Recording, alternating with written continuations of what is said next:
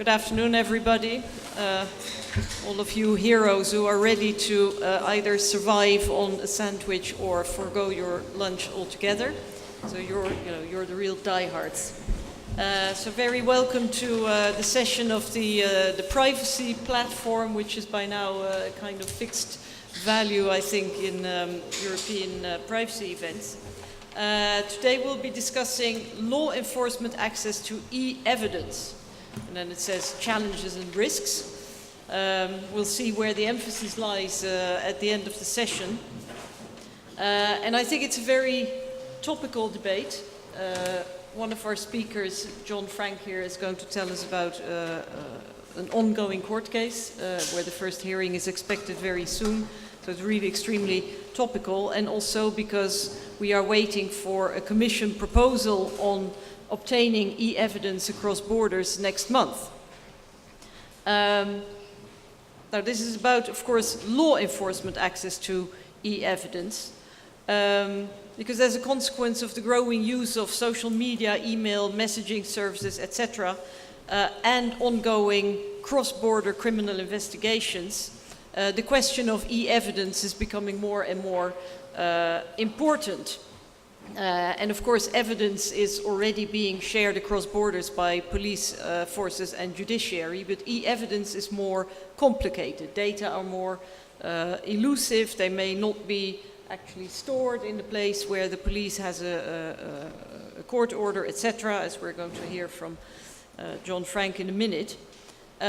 So authorities are struggling a bit. And what I notice is that they have a tendency of either ignoring that there are rules, circumventing the rules, or making them up as they go along, or simply not telling anybody that they are obtaining evidence, which is of course unacceptable in a modern democracy. Now, this is already complex within the European Union. It's even more complicated when we have to cooperate with other countries.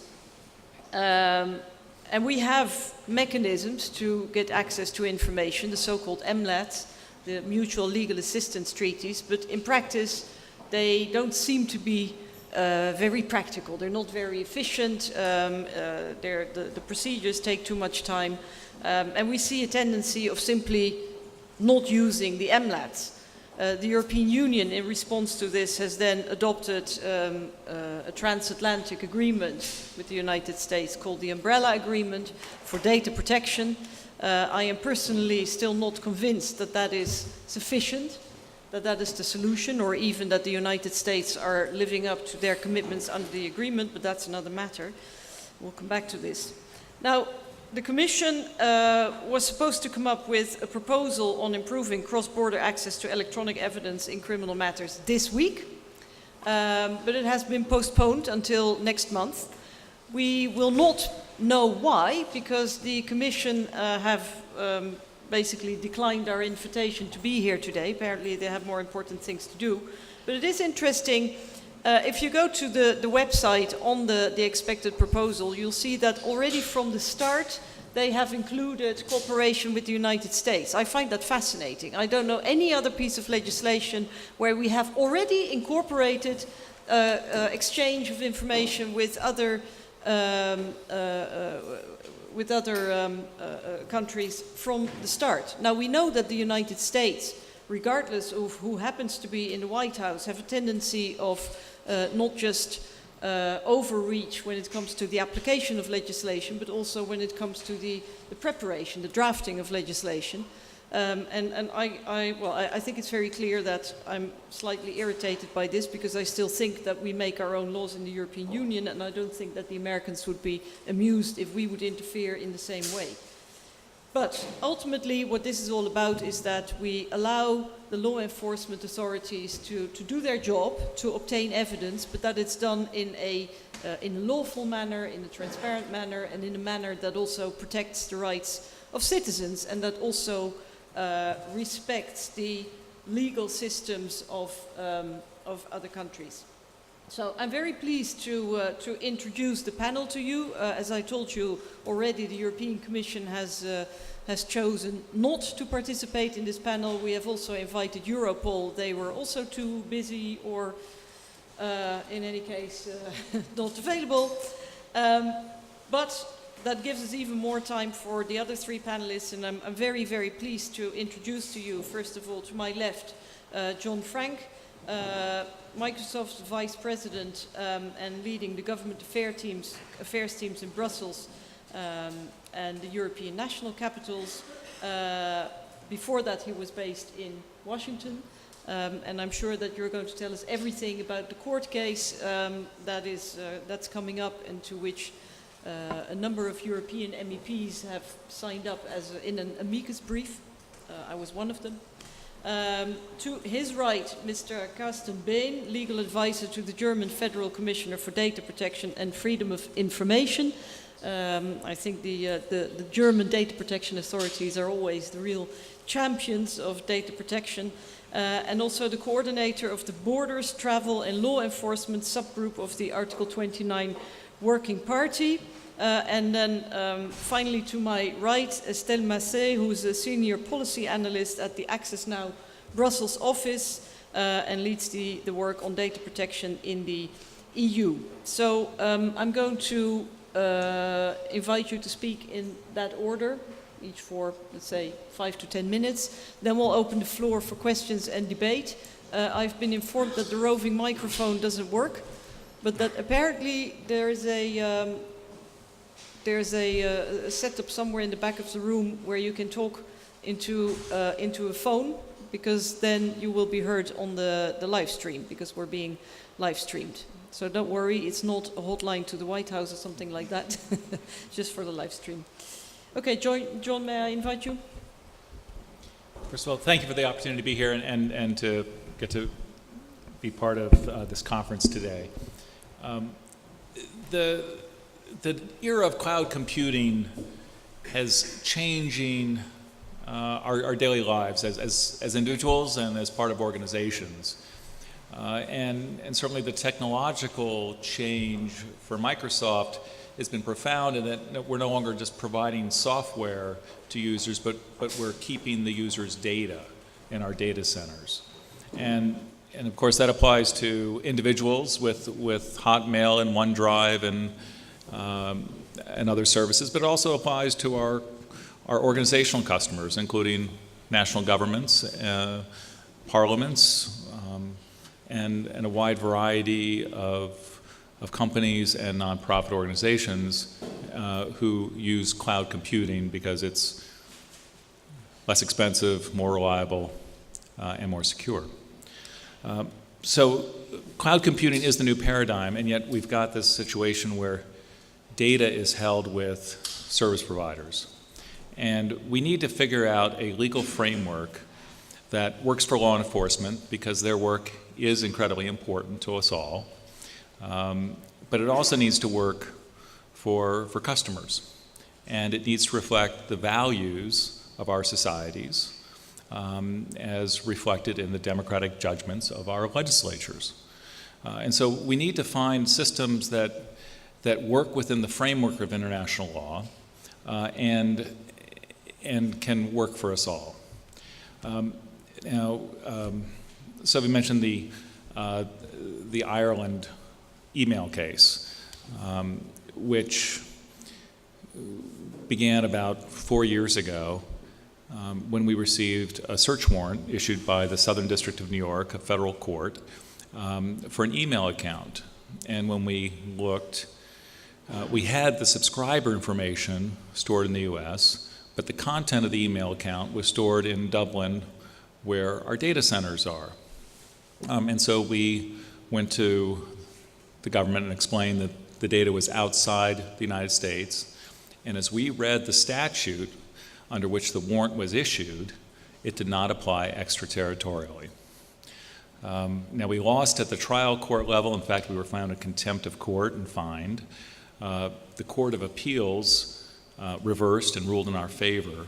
And then the United States government late last summer decided to appeal the case to the Supreme Court. The Supreme Court took the case and we've filed our briefs, and just last Thursday, 23 different organizations filed amicus briefs in support of our position, that it's important under international law to recognize that the privacy rights of Europe apply to this data and that European law applies.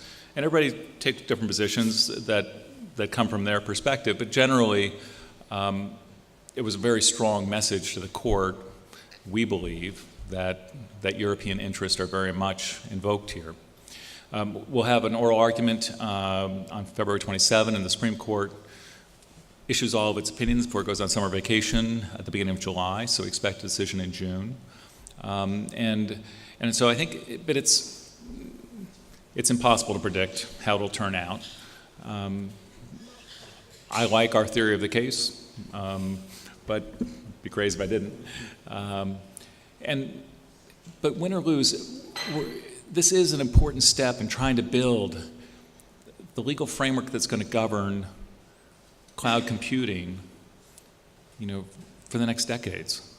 We need to figure out a system that does respect people's privacy rights in a time when the digital world can seem more invasive. And more of our data is in digital form and can be accessed. And we need to respect borders, but we also need to find ways for law enforcement to work. Now, one of the questions I was prepared to talk about was problems that we see in Europe. And I want to talk about one in particular, which is we're being prosecuted here in Belgium for a search warrant essentially served on Skype to intercept telephone calls. And when we went to the Belgian prosecutor, said, Skype's a Luxembourg company. It doesn't have any infrastructure here. It does have infrastructure in Luxembourg. And to the extent that there's data about this account, it's stored in Luxembourg. And their reaction was, well, that's your problem. That's a you problem, not an us problem. And if we're going to and we said, well, it's illegal for us under Luxembourg law to provide you the information you want. And it was just sort of pound on the fist and say, pound on the table and say, give us the data. There's a lot of discussion about we need to be able to get data from other countries, but in fact, most of our European data is stored in Europe. And most of it's stored in Dublin. And I was just on the way over here looking at our report for the last 6 months. We only had 5 requests for customer content in that 6-month period. Now, any law enforcement that comes to us will tell them where the data is and which country to pursue it with. But the fact that we only had 5 of those, I don't see the big problem that some people want to tilt all the rules in favor of just law enforcement. I think the numbers are, I think we need to be challenging people to say, well, what are the real problems and how do we address them? It is important that law enforcement can be able to get access to data, but I'm not willing to concede that there's some crisis for which we should forego our fundamental rights. Okay, thank you very much. I think the outcome of this case is going to be very interesting, not just from the angle of privacy protection or law enforcement or both, but also, let's say that the courts will conclude that the warrant does give you access to data stored in Europe. Then I can see a reaction in Europe saying, well, in that case, we're not going to hire American firms anymore because we don't know what will happen to our data. So you immediately want to respond? Yeah, in fact, the U.S. ruling doesn't apply just to American companies. Oh, no. And any company that does business in the United States that offers electronic communication services, in other words, Deutsche Telekom subsidiary offers an email service in the United States, under the DOJ's interpretation, they could serve the subsidiary and get data stored anywhere in the world. So it's a... Yeah, and we've seen examples of that as well. Huh? I think it was even passenger data, if I'm not mistaken. But of course, there's also a matter of scale. There are plenty of companies coming from other countries, but there are very few of the size and the importance of some of the American tech giants. So I'm going to give the floor to Mr. Bain. Thank you. Let me start by what I hope is the most boring part of my very short presentation. That's a disclaimer. You introduced me as speaking on behalf of the Working Party, and I just make that disclaimer because we are still in the midst of discussing some of these issues. So if you have anything to criticize, feel free to do so, but attribute myself. I mean, I'm personally responsible for the criticism that you might have. On the Microsoft case, which probably will, in a way, will center on today, the Working Party has said something. We issued a statement at the end of last year, and I'd like to highlight two things of that statement. One is, so what have we actually said? And that is, we mainly refer to Article 48 of the GDPR. That's probably an article we'll be talking about for a bit, and we say that as a general rule in these cases, we understand the GDPR to mean that MLATs, that mutual legal assistance agreement, should be followed as a general rule. There's also something else that I'd like to note on, and that is it was not an amicus brief. I've seen there now about 30 amicus briefs or so, but it's a statement that we make. And I think it's interesting the context in which we make that statement, because we make that statement in response to the expected proposal it was talked about on e-evidence. And the reason we do that, and I think it's noteworthy, is that and I'm sure there are some American colleagues here next to me and in the room, there's sometimes the criticism that we would apply a double standard when it comes to EU on the one hand, or what law enforcement authorities in the EU are doing on the one hand, and what the US or law enforcement authorities are doing on the other hand. And I think this is also a message in a way that we send out, which is we're looking at both sides. We are looking and following very closely the Microsoft case, but we will also be looking very closely at what the Commission will be put forth, as we've heard now, next month, and also obviously what the Member States' initiatives are. So having said that, I thought my job, in a way, is to look more closely at the privacy or data protection perspective for today. Because when I go through some of these amicus briefs, and I don't claim that I've read all of them, some take more a business perspective, some take more, or some at least a law enforcement perspective.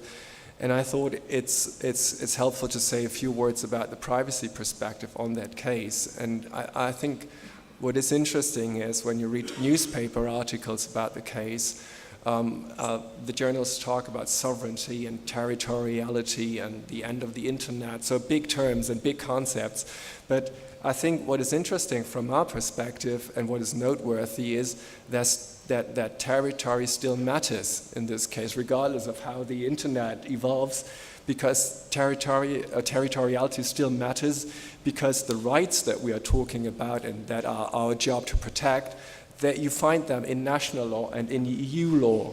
So that's why these concepts still matter, because they are the source of the protective rules that we are there to enforce. And those rules, to go on a bit about that, I think the reason is that whatever protects you, whether you look at the service provider, which is addressed or requested, or whether you look at the person whose data actually is at stake, I mean, the rules that are there to protect him or they should be foreseeable. It should be not. I mean, the companies and the data subjects, they should know what their rights are. They should know in what kind of procedure they find themselves. So these are reasons that speak in the favor of mutual legal assistance agreements, because you are in a way faced with procedures and parties you know of, and in a language that you're able to respond to. That doesn't refer to the Microsoft case, but we should probably take a look at the broader picture. So these were some things that I wanted to get across in my first statement. First, we look both ways. We look at the case in the US, but also what our legislator is doing. We understand Article 48 to mean that as a general rule, AMLETs should be obeyed and should be followed. And territoriality still matters for the reasons that I've tried to summarize. Thank you. Okay, thank you very much. Then the last speaker, Estelle. Thank you. I don't know if this microphone is working. Okay. Yeah. Thank you. Thank you very much for the invitation. I'll start with a small disclaimer. When I will be referring to e-evidence, it's because it's the name that has been given to the debate by the EU Commission. However, there is already a bit of discussion on whether this should be called evidence because we're talking about cross-border access to data that in certain cases has not yet been qualified as an evidence. In the next 5 minutes, I would like to focus my intervention in 3 specific points. The first being that the core issue that is being discussed within the debate is not a new one. Second, that I would like to bring our perspective on the MLAT debate and the direct cooperation issue. And finally, I will address the issue of direct access and hacking. So first, you probably know that in 2025, an impact assessment from the European Commission was explaining that the growth in communication data, both from the internet and phone, was making it harder for law enforcement to do their job. The impact assessment explained the need to ensure the availability of traffic data refers to as the digital equivalent to physical evidence. This was the impact assessment of the Data Retention Directive. We all know what happened afterwards. The directive was adopted, and 8 years later, the CJEU invalidated it for being in violation of the fundamental rights to privacy and data protection. Despite this ruling, many data retention measures, which are likely to not meet the assessment of the courts, remains in place in the EU, as shown by a recent report from Privacy International. Our message to the Commission here is clear. Avoid repeating past mistakes. We have now jurisprudence from the court on the use, access, and retention of communication data, as well as a recent opinion which indicate that sensitive data should not be transferred to third countries. This jurisprudence must be carefully upheld in any upcoming proposal to effectively guarantee EU citizens' rights. One factor that was used to justify the need for a data retention directive in the EU was the lengthy process of MLAT. This justification is used once more in the e-evidence debate to justify the need for a new proposal. MLAT provides for a legal framework under which the authorities can exchange information, which is intended also to protect the rights of individuals. We have long argued with many other stakeholders that the current MLAT system is burdensome, lengthy, and in need of a reform. But so far in the e-evidence debate and data retention debate, the Commission's main course of action has been, once again, to circumvent this process, proposing to create a so-called direct cooperation between states and authority and the tech company which operates the data, rather than proposing to reform the problem they have identified. We therefore oppose direct cooperation suggested by the EU Commission consultation on e-evidence with regard to both content and non-content data, which includes metadata. We think that the EU should first focus on fixing the issue identified with the MLAT system, which has now been identified for more than 15 years, instead of finding ways to bypass them. Another important part of the discussion on the e-evidence debate has been the issue of direct access to data, which is interchangeably used for remote access or hacking in certain circumstances. We have produced a report on the human rights impact of government hacking. After months of lengthy consultation, we came up to the conclusion that government hacking should be presumptively banned, because we have not been able to find any single case of government hacking that would be able to uphold high enough standards for human rights. We, for instance, analyzed the proposal within the UK-US agreement, which includes such proposal for direct access, but does not contain strong enough human rights standards or ensures sufficient enough oversight. As it was mentioned, the Commission was expected to propose the e-evidence proposal this week, and it's yet to be seen now what will be in the proposal in February, or if there will be a proposal at all. The Commission acknowledged in its consultation that techniques like hacking or remote access have to be considered with caution with their potential invasiveness and the risk for fundamental rights, but does not fully rule out having such proposal in it. Again, in our contribution and meetings with the Commission, we have argued that states should first prioritize on MLAT improvement instead of seeking overarching additional measures which create significant risk for human rights. To conclude, I think it was clear from a lot of different angles that in the EU there have been an identification of issues with the MLAT process. But each time a solution was put forward, it was to bypass those processes instead of having serious conversation on how to make them function and how to reform them in a comprehensive manner. We would be happy to engage in this discussion and ensuring that the proposals put on the table are in line with the CJEU rulings. Unfortunately, some of the proposals that have been put on the table to circumvent MLAT have not been in line with those criteria, and while the CJEU is developing its jurisprudence to clarify what can be done and cannot be done when requesting access to communication data, the Commission and legislator are unfortunately not always following this case law. So if I can leave you with one message, which is the top of our list on how to do better lawmaking, is to please carefully consider this jurisprudence in order to avoid those past mistakes. Since the Microsoft case was also mentioned in the previous intervention, I also would like to conclude by saying that from the civil society perspective, there is also a lot of interest in that case. EDRI, of which we're a member, co-signed the Privacy International amicus brief, and a lot of other fellow organizations such as EPIC, EFF, and ACLU have also submitted to the case. So we're also looking at it very closely and its impact on human rights. Thank you. Okay, thank you very much. Just a few words before opening the floor for questions and debate, because I think this has been a short but very rich round of presentations, and I think two issues in particular stick out for me. First of all, the issue of sovereignty, territoriality, and jurisdiction, and the fact that even though data are, let's say, accessible all over the world, rights are not. And that is, of course, the big issue. The big issue is not that data should not be used for law enforcement purposes or as evidence, or you're right, it's not evidence, they're just data initially. But the issue, of course, is that if your data are being used by the authorities in your jurisdiction, in your own country, then you also have rights. You are protected against mistakes, abuse, or bad intentions by your own authorities. But if your data can be accessed directly by some other authority, then you have no protection at all. So maybe the solution to all this would be to give all the Europeans voting rights in the United States. That might actually also change the outcome of the elections. And another issue is, of course, that what you also touched upon, and something that we have raised, I mean, and I think the loyal participants of the privacy platform know this, the fact that increasingly with the digital revolution, companies are being used by governments to act as law enforcement authorities.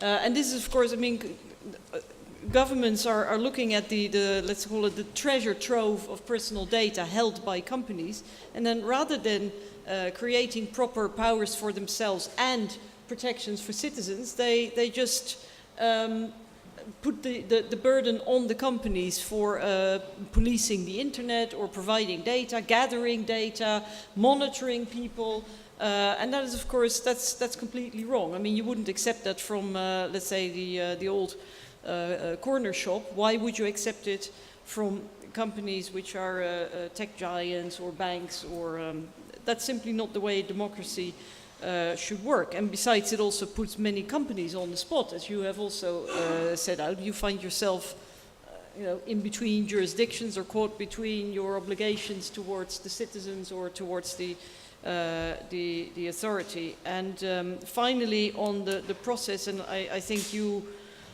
I also share your concerns about the procedures followed by the EU legislator, of which Parliament is one, obviously.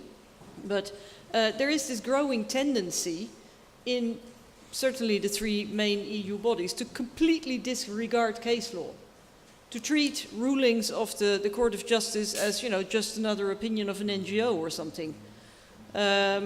Or to say, like, for example, the Canada PNR ruling, to say, oh, it's got nothing to do with the other piece of PNR legislation. It's just not credible, and any citizen can actually look right through it.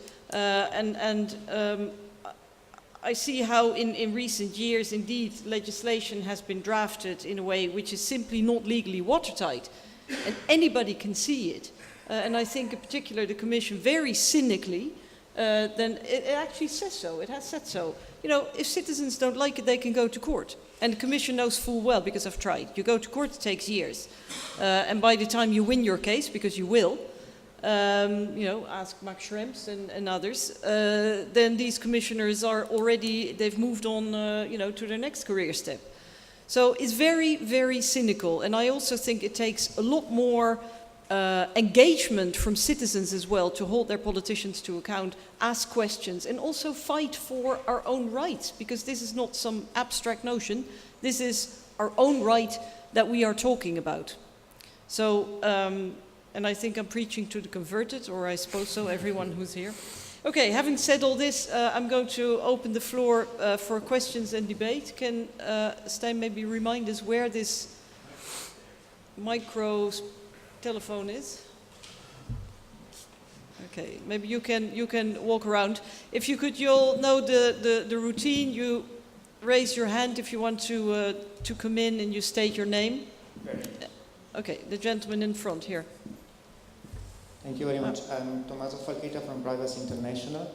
So as Stella just mentioned, we have submitted one of our amicus, and just wanted to add an additional perspective to the European perspective in terms of data protection, is that in our analysis we look also globally how other national legislation beyond Europe would be reached if the arguments of this extraterritorial application of the order were to be upheld.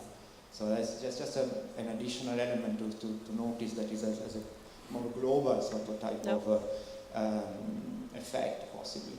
I have more of a sort of, let's say, political question in terms of should the Supreme Court go in favor of Microsoft in this case? How do you see the evolution of the law in the US? There is expectation that the law will change.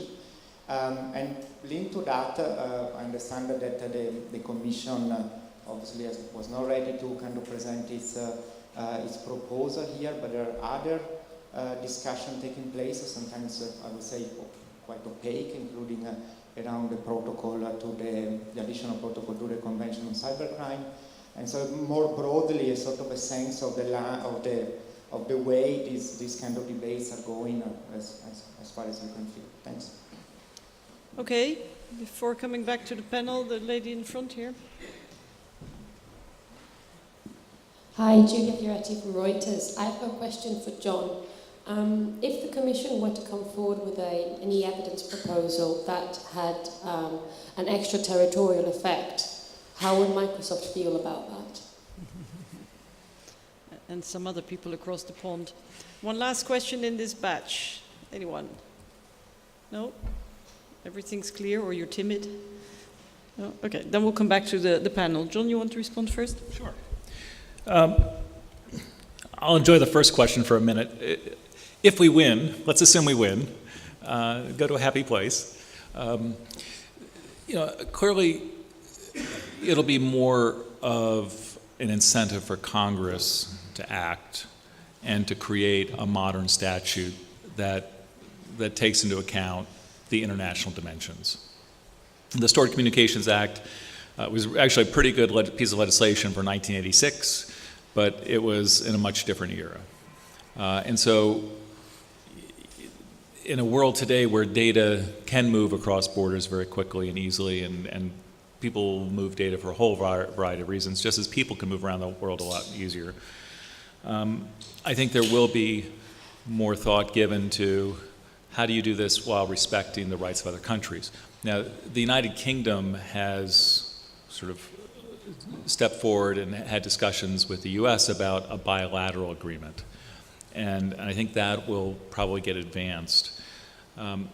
As part of, when we're working with the Department of Justice on these issues, one of the discussions was, well, how do we build an appropriate bridge between Europe and the US?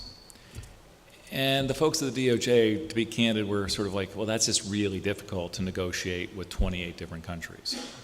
And so, I've actually been supportive of an e-evidence proposal in the right way, precisely because it does open up the way for a multilateral agreement solve the problem first in Europe, and then you can sort of figure out how to build the bridge with the United States. And so that's at least the way I've thought about it.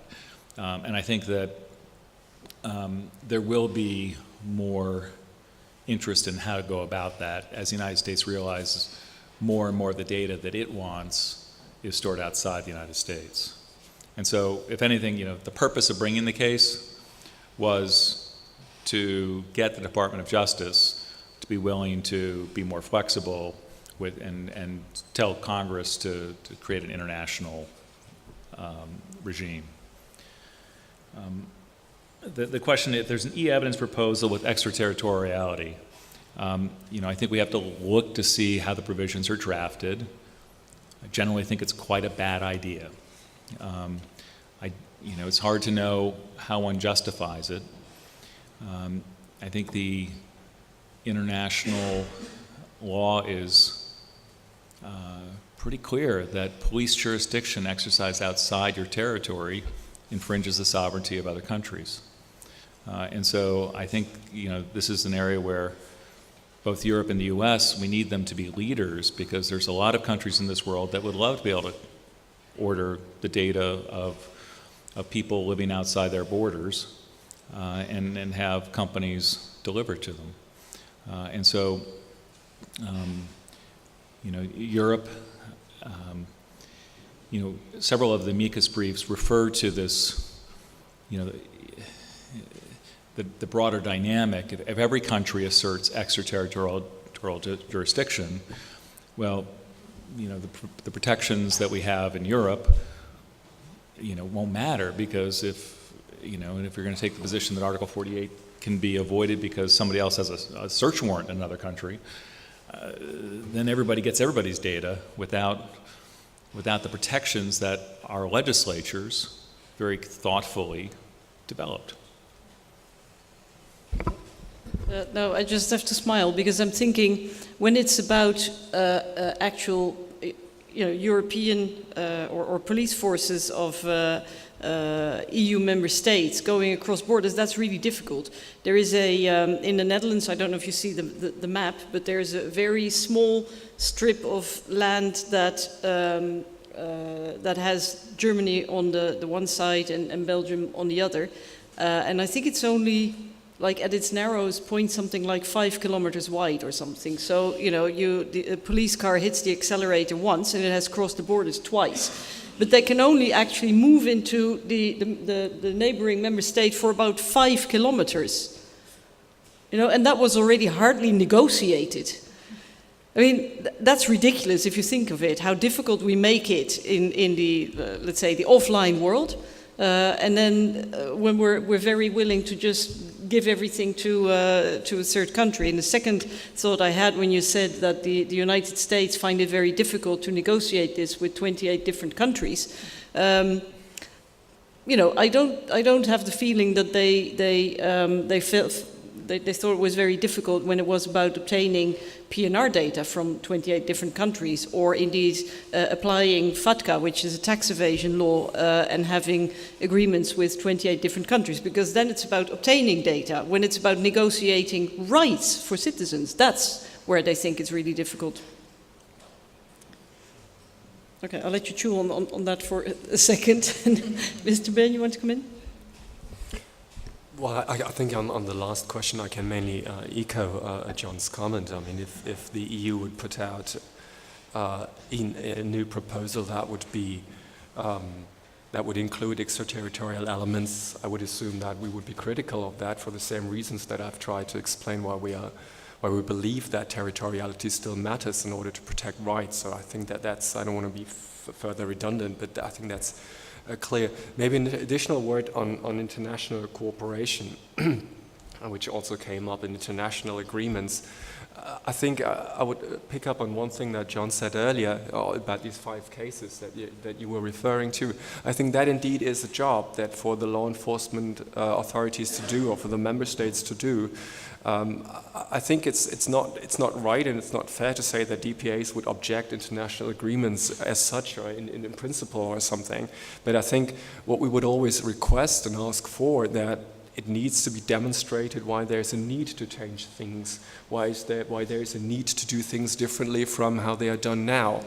And when it comes to international agreements, I think over the last years, and I've been following this also, different issues over the last years, there sometimes seems to be somewhat of an asymmetry. And by that I mean that it's always easier to come to a conclusion, to have a new international agreement that for better and more exchange of data between law enforcement authorities on the one hand, but I think it would always be needed that we always have better international agreements that raise the level of data protection and the level of rights. So it always has to go hand in hand in a way. And I think that's also something important to keep in mind when talking about international agreements. And I think, I mean, you've been somewhat critical or somewhat unsure about the umbrella agreement. I think it was a right step in a way, always provided that the substance of these agreements actually raised the level of data protection on both sides of the Atlantic, or both countries involved. So that maybe is something that we observed somewhat critically, and where we always are sure, or try to ensure that international agreements not only mean that it's easier to exchange data, but also that the level of data protection is lifted for both parties that are involved in that agreement. On the umbrella agreement, because that would actually be an instrument that would enable data exchange between law enforcement authorities, or rather the data exchange for the purpose of law enforcement. But I followed the negotiations on that from basically the very start, and the initial idea was indeed to have a transatlantic agreement on data protection. And you know, in the course of the talks, it became a transatlantic agreement on data transfers. And even if the idea was good, I think the final text still has a couple of important gaps, but it's also about enforcement. And quite frankly, if I look at the role of the European Union, the European Commission, in enforcing, you know, they're just not very good at it. And already now, the United States don't live up to the terms of the agreement, and nothing happens. The agreement is not suspended, it's not withdraw. I mean, what's the purpose in having such an agreement if the other party doesn't live up to the terms of the agreement?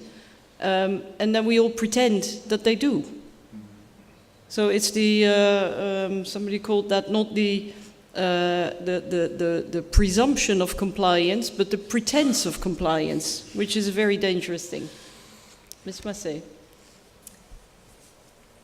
Well, actually, maybe to add to the umbrella agreement discussion, initially, when we heard about the idea of a data protection agreement between the EU and the US, we were also hopeful that this would improve the situation, but we're also very skeptical of the result. If I take 2 specific examples, there is rules on limiting the retention of data when it goes to the US. The language is quite vague, but we were hoping that maybe this will help address the fact that in the EU-US PNR agreement, potentially there is no limitation on the retention, because it's first for 5 years in an active database and 10 more years in a dormant database, and then it only indicates that data needs to be anonymized, but not that it needs to be deleted. So the retention potentially could be limitless, but nothing has changed since the umbrella agreement is here. The EU-US PNR agreement was not modified in that sense. And then the second issue is the whole discussion around redress, which was really key to get the umbrella agreement actually adopted by the European Union. That was this big promise. So the US passed legislation on that, which in itself is really important, but however, the Judicial Redress Act, which was adopted, is not the right vehicle to deliver this, because it applies to a law in the US, which already has such a number of limitations, which retroactively also applies to us. So when we have statements saying it applies, for instance, to PNR processing, I would love for that to be true, but in the Privacy Act, there is clearly a limitation for data processed by the Department of Homeland Security, hence PNR data.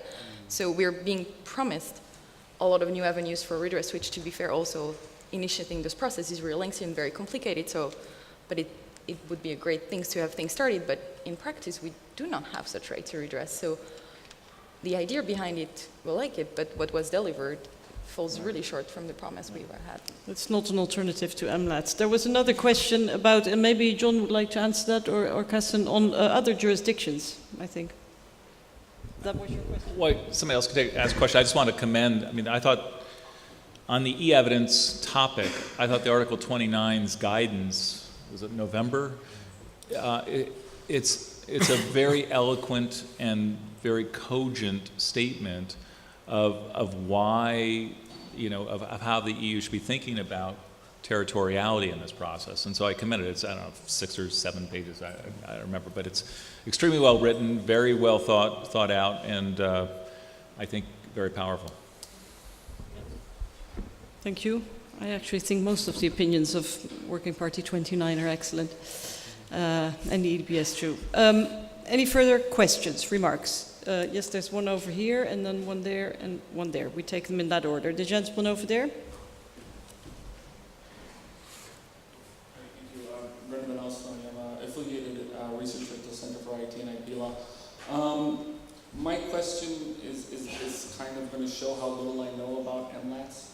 And I think maybe some other people, you know, don't know it, so I don't feel totally stupid asking. But we talked earlier about territoriality as being like a key distinctive factor. And so I'm wondering, is that the only thing that should weigh into whether or not we need to apply an MLAT? Imagining, you know, a Belgian prosecutor asking Microsoft for data about a crime that was committed in Belgium by a Belgian citizen who has his habitual residence in Belgium. And so I'm wondering whether the concept of just because an organization decides to store its data abroad should be or should not be a factor that weighs in there. And so, again, I'm not sufficiently familiar with the triggers for when or when not to apply an MLAT, but I'm just wondering, is territoriality the only thing? Is it the individuals whose rights are at stake that should be a factor? Should the framework be more granular in that sense? Thank you. Yep. Okay. The gentleman who's against the wall there. Yeah, and then the lady in front. Hello, Tobias Morsches from Datenschutzraum Germany. My question is on the oversight. If I look at the current systems we have in the member states, most times they are very, very fragile and don't work very well from my point of view. There are problems with reporting, with getting the information about the cases and so on. How should this work on an international level? Yep. The lady, you wanted another question? Yeah. Yeah, just as a quick follow-up. Again, assuming that the Commission comes out with a proposal which is extraterritorial, I wonder how effective it would even be. Does US law, would US law allow Microsoft to comply? Would Microsoft comply? Okay. You want to go first? Sure, I'll take that question. The Stored Communications Act prohibits electronic communication service providers from disclosing information to foreign governments. So, that's why you'd have to go through an MLAT to have the United States government serve you with a U.S. search warrant. So, I think it's, the GDPR has provisions. Article 48 may not be as absolute, and there are other provisions that could possibly apply, but it's still, there's a pretty strong presumption that you're going to be infringing European law the other way around. I think the question asked is an excellent one. I think I'd like everybody in the audience to kind of think about, hypothetically, how do you feel about a Belgian court order for the, say, email account of a Belgian citizen resident for a crime committed in Belgium? You know, as a policy outcome, I personally think we'd want to get to a place where the Belgian court can get that information efficiently. But then the lawyer in me kicks in and said, well, how do they get there? And how do you do that within a legal framework that respects territoriality, sovereignty, international law, and privacy? And then the European Union is a great collection of countries with common legislation, common values. So you could say, I think most people might be able to agree, we'll get a show of hands, but if that data is stored anywhere in the European Union, if the Belgian court wants to serve Microsoft and we have it stored within the European Union, I would like to see a legislative solution that lets us provide it. Do people agree with that? Now, it gets more complicated when you start, changing the hypotheticals, or designing what the solution needs to be. And so within the European Union, I think the e-evidence proposal, that would be the big win for it, right? Because I think most of us feel that a Belgian citizen would have the political redress as well as understanding their rights from a Belgian court. But to say that a Belgian prosecutor should be able to get the data of a U.S. person who's not living in Belgium, that becomes a little more, the United States equities kick in a little more.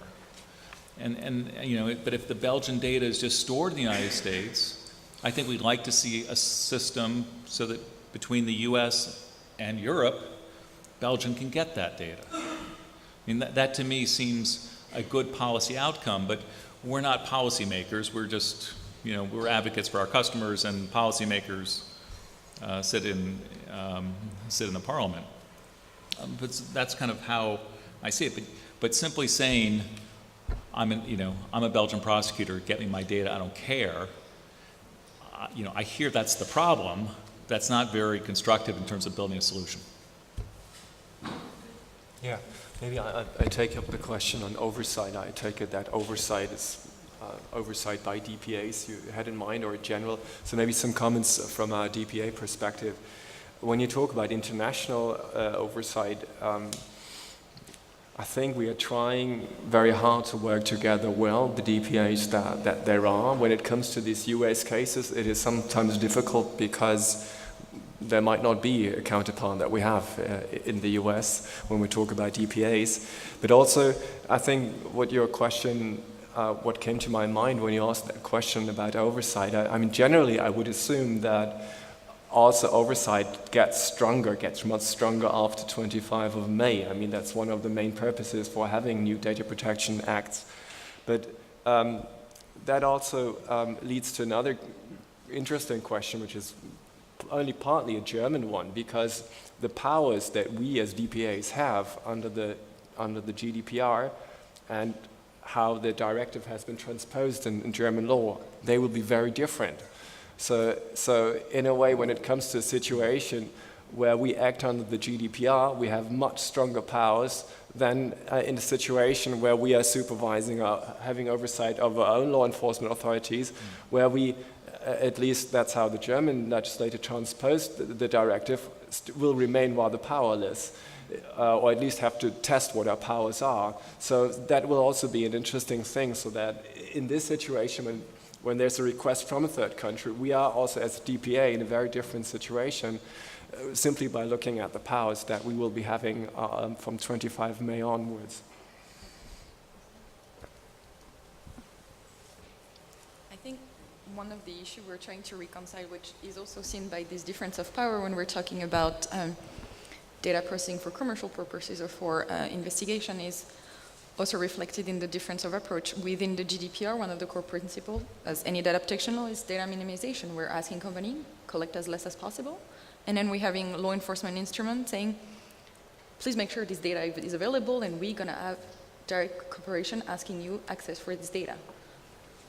How do we reconcile this as well, in the consideration that there is also less oversight? Well, I think part of it is, I guess we kind of think there's one thing about the business records we keep in order to provide a better service or whatever.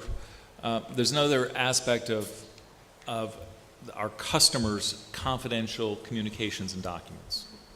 So the content of their emails, or the files they store on OneDrive, or for enterprises who are running major workloads in our cloud data centers. That's their data. And so we're not interested in trying to minimize their data.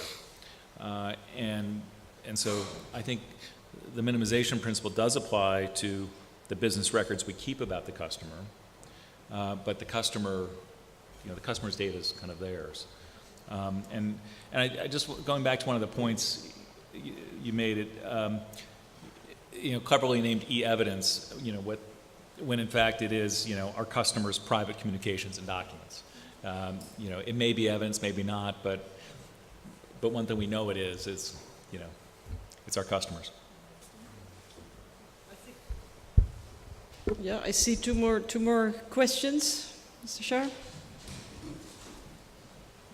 Peter Schaar from Germany. Well, from my perspective,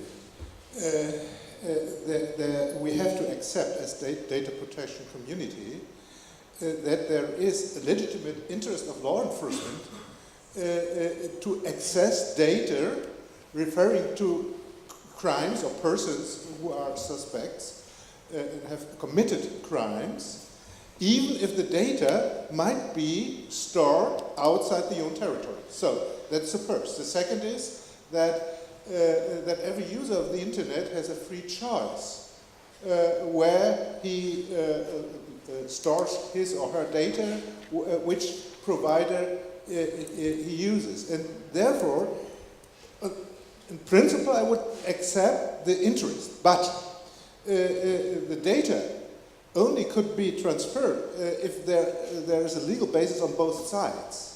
On the side of the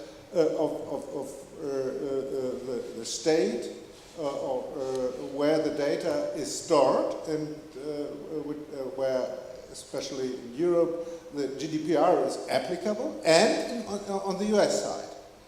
And from my perspective, it is not acceptable that US law enforcement has unilateral access to the data.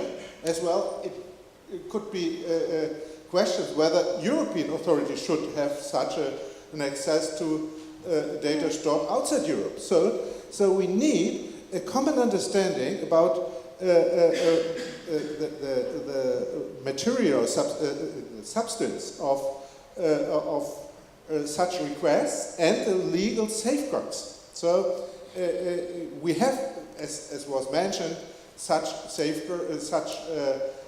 agreements, the MLATs, and I would propose to improve the mechanisms constituted by the MLATs. There is no reason that every request takes months or perhaps years of time. Perhaps it might be a better situation if Europe and the US invest in improving these instruments. That would be much simpler than making new instruments without such level of protection. I agree. The lady over there. Thank you. Jana Viskovic from the International Committee of the Red Cross, where I'm a data protection lawyer. Mr. Frank, I appreciate your distinction between business data and customer data, but I think there's also an important distinction to be made as well if we drill down a little bit further between content data and metadata. And obviously these days metadata tells you and tells law enforcement agencies quite a lot about an individual and about circumstances, and that presumably would be business data. So I wondered if you could address that distinction and talk a little bit about that. Thank you. Before coming back to the pen, I would like to I always have the feeling that every session we need to remind ourselves of one thing. The principles of our legal system don't change because we are living in the digital era. So if the principle is that if the police force, for example, needs to get evidence on you, they need to get a warrant. They need, if they want, let's say, offline evidence, if the United States police is looking for evidence, offline evidence, let's say a murder weapon, a hammer or something, which finds itself in Belgium, they would need to ask the Belgian authorities. So why would it be any different for, in the digital era? I think those principles still hold. And because the gentleman said, well, why can't it be done more efficiently? Because there is legal protection, that is why. Because evidence can be used against you. So you need to have legal safeguards. That's the reason. And the funny thing is that there are systems in the world, state systems, which are a lot more efficient than the democratic rule of law. But I still prefer the democratic rule of law. There's a reason why it's not efficient, because we like legal safeguards, because we like to be protected. I think another issue that we also tend to lose sight of when we're debating, very often we get dragged into a debate based on a case where there is one particular suspect, one person that the authorities want, and they're looking for very specific evidence. But what we've seen over the last, 15 years is that the lines between law enforcement and intelligence are increasingly blurred. And very often it's not about they're not asking for the phone records of one particular person over a period of 6 months. They're asking for a lot of information. There is a lot of bycatch. Inevitably, they're also the data of other persons. So I think there are very good reasons why we need those legal safeguards. And if the political will is there is absolutely no reason why the MLATs cannot be improved. So the question is, why is the political will not there? Because it's so much easier to just, put your hands in the cookie jar without asking. That's it. It's just easier.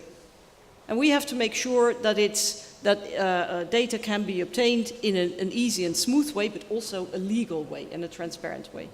Okay, I believe we have exactly, well, we have 7 minutes left, so we can still do some questions. Question in the back?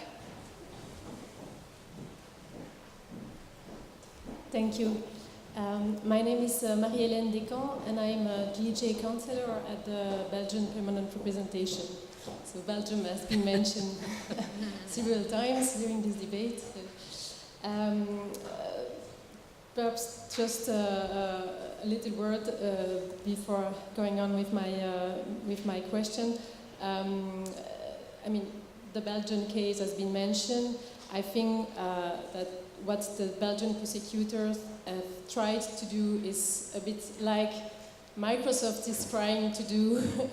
They were making a case with Yahoo. They are making a case now with Skype. But I think that what they want is, above all, is to make things move and to make the policy makers moving. Because they believe that this current situation is not sustainable anymore. So in a way it's a bit the same as Microsoft. They are trying to demonstrate that the current situation is not satisfactory. But I go on with my question. My question is related to territoriality. It's true that in this debate the point of departure is this general assessment that MLA is too slow and too cumbersome, and then the reaction is often, well, then why not modernizing MLAT and simply facilitating MLAT? But I would like to point out that the problem is deeper than that. Because if you want to use MLAT, you have to know with which country will you use MLAT. And in the Microsoft case, Microsoft is putting forward the criteria of the localization of the data. That is the classical criteria in criminal law. But in reality, in the current practice now, usually the internet provider themselves, they are saying that this criteria is not relevant anymore, and that the data are often located in several places, that they can move very quickly, and usually the answer of the provider is that it's not relevant. I think your point is clear. And then there is other criteria that That, I mean, that is in practice. Okay, I'm going to cut you off now because we have only a few minutes left, and I'm sure there are more questions, and I would also like to allow some time to the panel. But I think the point is very clear. So are there? But Yes. No, I I'm just sorry want to because no, really, I'm sorry. We only have a few minutes left. So I think your point was clear. Is there any other last question before we come back to the panel? No, nobody dares anymore now. Okay. Okay, I'm going to ask the panel to do their concluding remarks. Maybe I'll start in the inverse order, Estelle. Thank you. Well, to conclude, I think I will pick up a little bit on some of the points you mentioned. Yes, reforming MLAT is not going to be an easy...